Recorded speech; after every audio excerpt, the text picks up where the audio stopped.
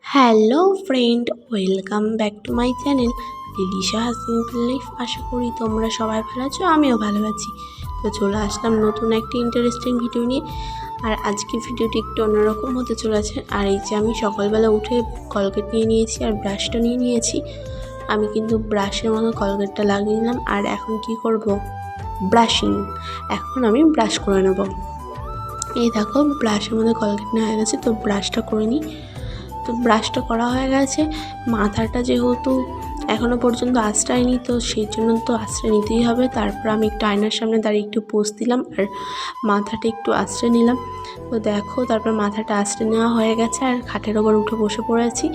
আর এখন কি করব ভাবতে ভাবতে হঠাৎ মনে পড়লো, আমার তো এখন খিদে পেয়েছে, কিছু তো একটা খেতে হবে। তো তখন ভাবলাম যাই হোক না কেন, তাহলে বিস্কুট খাওয়া যাক। এখানে বিস্কুট, চানাচুর, মুড়ি সবই ছিল। যেহেতু মুড়িটা মাখাতে হবে সেই জন্য আর মুড়ি খাইনি। আমি আর ভাই দুজনে মিলে দুটো দুটো করে বিস্কুট খেয়ে নিয়েছি। আর প্রচণ্ড গরম পড়েছে, এই গরমের মধ্যে বেশি কিছু খেতেও ইচ্ছে করে না। তো যাই হোক, আমিও দুটো বিস্কুট নিয়ে নিলাম আর ভাইকেও দুটো বিস্কুট দিয়ে দিলাম। তারপরে হঠাৎ করে দেখছি কি না, যে এক কোণের দিকে লাল পিঁপড়ে আছে। আমি তাড়াহুড়ো করে আমি এইটা লাগাতে গেছি, কিন্তু এটা তো সহজে লাগছিল না। আস্তে আস্তে করে তারপরে লাগানোর পরে এই কৌটোটা আমি নিচের দিকে রেখে দিলাম। আর যেহেতু এখানে পিঁপড়ে উঠেছিল সেই জন্য একটু তো ঝাড়া দিয়ে দিতেই হবে, না হলে পিঁপড়ে তো আমাদের গায়ের মধ্যেই উঠবে। সেই জন্য আমি একটু পরিষ্কার করে নিলাম। আর ওইদিকে দেখো, আমার ভাই কিন্তু খাওয়া শুরু করে দিয়েছে।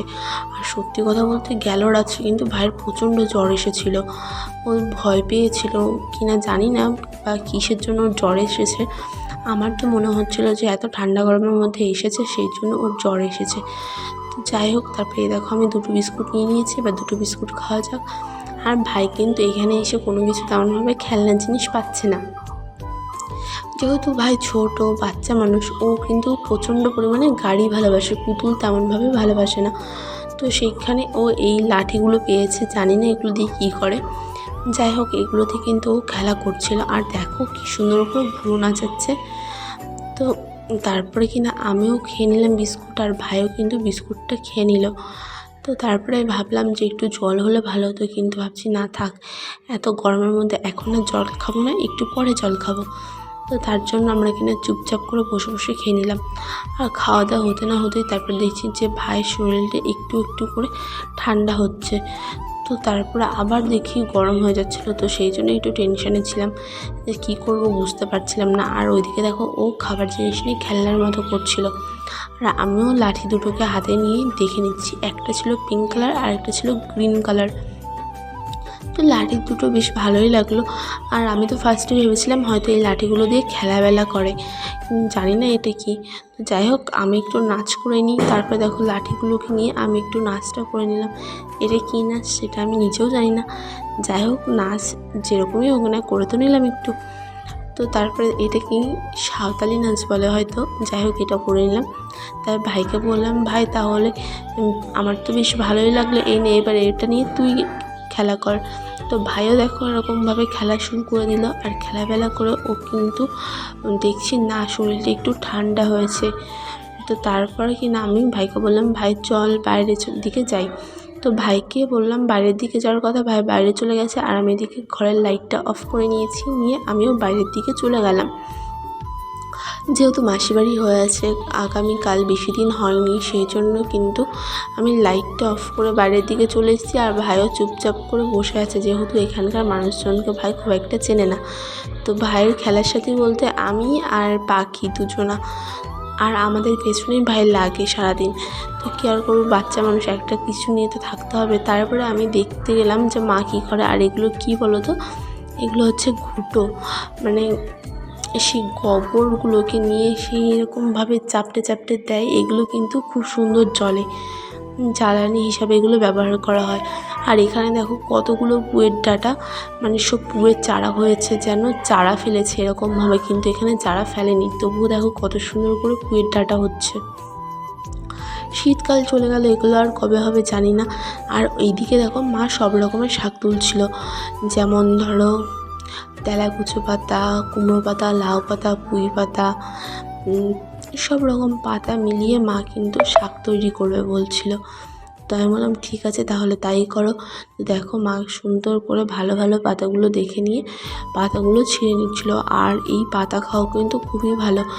এই তেলাকুচো পাতা খেলে শরীর, মন, চোখ এগুলো ঠান্ডা থাকে। যেহেতু প্রচণ্ড পরিমাণে গরম পড়ছে সেই জন্য মা কিন্তু এই পাতাটার শাক ভাজা খেতে বললো।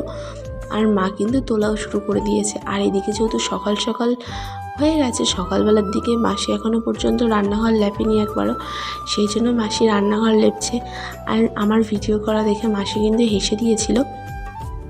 তো তারপরে দেখো এইদিকে সুন্দর করে রান্নাঘরটা লেপার পর আবার আমি চলে গেলাম এইদিকে। আর মা কিন্তু সকালবেলা উঠে একবার স্নান করা অলরেডি হয়ে গেছে, দিদাও স্নান করে নিয়েছে। তারপরে দেখো এখানে কত সুন্দর ফুল হয়েছে, পুরো সাদা রঙের, কি সুন্দর লাগে দেখতে ফুলগুলোকে।